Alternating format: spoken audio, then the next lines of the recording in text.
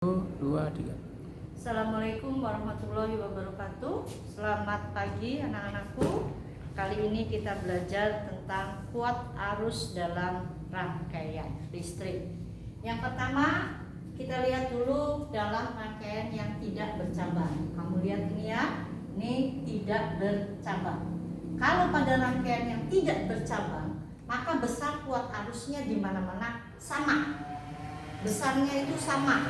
Jadi kalau misalkan ini ibu kasih titik ya A, B, C, maka di AB akan sama dengan di BC, sama dengan di CD, dan sama dengan dari A sampai D. Jadi kalau misalkan IAB-nya ini 2 ampere, ya di sini 2 ampere. IAD-nya berapa? IAD juga 2 ampere. Bukan berarti IAD itu dijumlahkan, tidak ya. Jadi sama semua dalam satu arah ini. Nah, sekarang kalau bagaimana kalau rangkaiannya bercabang? Kalau rangkaiannya bercabang, maka kita harus mengikuti kaidah dari hukum Kirchhoff yang pertama, yaitu apa bunyinya? Kuat arus yang masuk titik percabangan menuju titik percabangan itu akan sama besarnya dengan kuat arus yang keluar dari titik percabangan tersebut.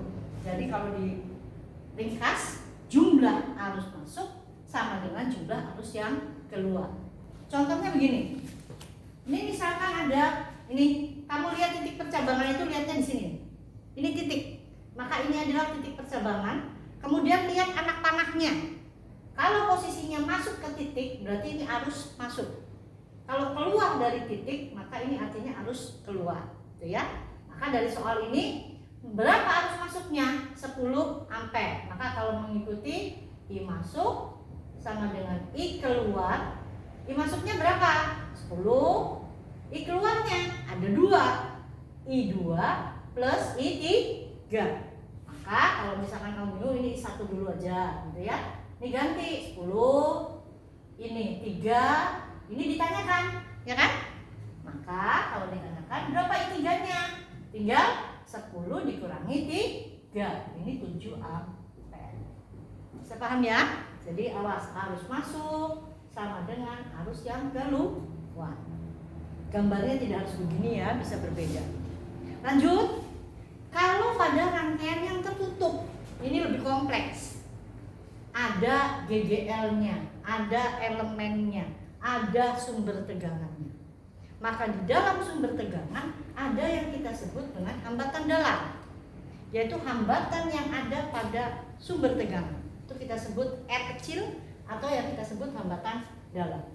Maka rumusnya menjadi kuat arus itu sama dengan berapa GGL-nya dibagi berapa hambatan luar. Ini hambatan luar itu ya. Ini hambatan luar ya, boleh diganti lampu atau alatan apapun. Ini R plus R kecil. Nah, sekarang ini kalau GGL atau batu baterainya, kalau dalam percobaan ya, kalau dalam percobaan ini bisa kita ganti batu baterai. Maka ini jumlah batu baterainya berapa? 1. Kalau lebih dari 1.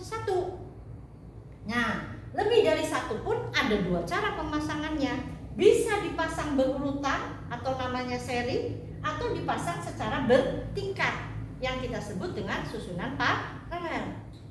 Kalau batu baterainya dipasang secara seri, maka rumusnya menjadi ini. I sama dengan N kali E. N itu berarti jumlahnya ya. Nah, di sini kebetulan N-nya berapa? 2. Masukkan di sini 2 kali berapa GGL plus hambatan luarnya ini, hambatan dalamnya ini. Dikali juga berapa GGL-nya atau berapa jumlah elemennya. Kalau batu baterainya atau elemennya dipasang paralel, maka nggak ada faktor N di sini. Kenapa? Karena berapapun jumlah batu baterai yang dipasang paralel, maka nilainya adalah tetap sama dengan 1 batu baterai. Makanya jadi kalau kalian punya batu baterai, jangan dipasang paralel. Rugi, belinya mahal, yang teralirkan hanya sesuai dengan 1 batu baterai saja.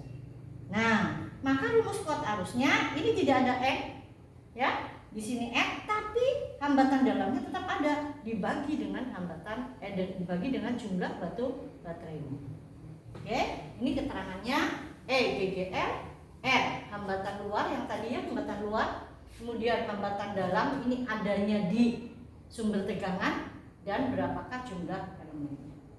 Oke, sampai sini Ibu akhiri. Mudah-mudahan kalian paham tentang kuat arus dalam rangkaian listrik.